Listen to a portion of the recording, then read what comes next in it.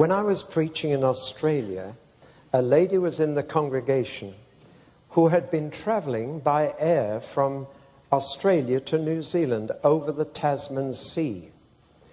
And halfway across to New Zealand, they had run into a violent electrical storm, and the clouds seemed to be on fire with lightning all around the aircraft. And she was quite frightened. And the plane was being tossed around with the wind and the air pockets. And the passengers panicked, and they were screaming. They were holding on to each other. I think they all thought the plane would break up and they would all die. And the lady noticed that the lady sitting next to her against the window was praying. Well, anybody would pray in that situation.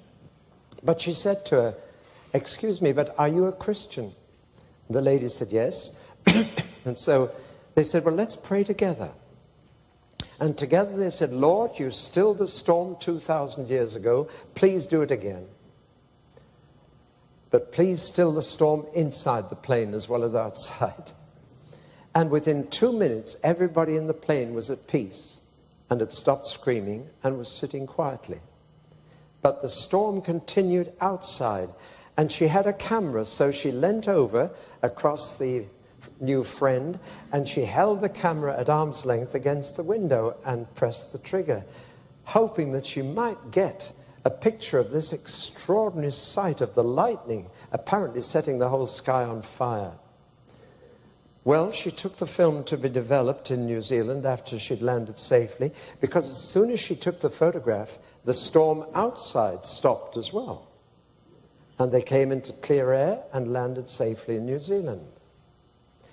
She took the film to be developed, and the shop rang her up later and said, "Your photographs are ready, but will you please come and pick them up yourself? I want to talk to you." And when she went to collect the photograph, she said, "Why do you want to talk to me?" And the photographer said, "Where did you get this photograph?" And she told how she'd held the camera against the window of the plane and how the storm had stopped as soon as she took the photograph. And the photographer and his family all became Christians that afternoon. It was originally a color photograph. I've only managed to get it on black and white in this transparency, but this was how the photograph turned out. I don't think you'll be able to see the face. You will one day. But that was what the camera saw. She didn't. A figure in perfect peace, in control of the situation. I have only once in my life had the sheer privilege of having a vision of Jesus. I saw him. I can't describe his face to this day. But just to know that he was there and he was real. But one day we shall see him and see his face, and we shall be like him, for we shall see him as he is. Well, John had that vision, but it was frightening, as I told you last night. He fell in a dead faint, and a well-known voice said, "Don't be afraid. I was dead, and now I am alive forevermore."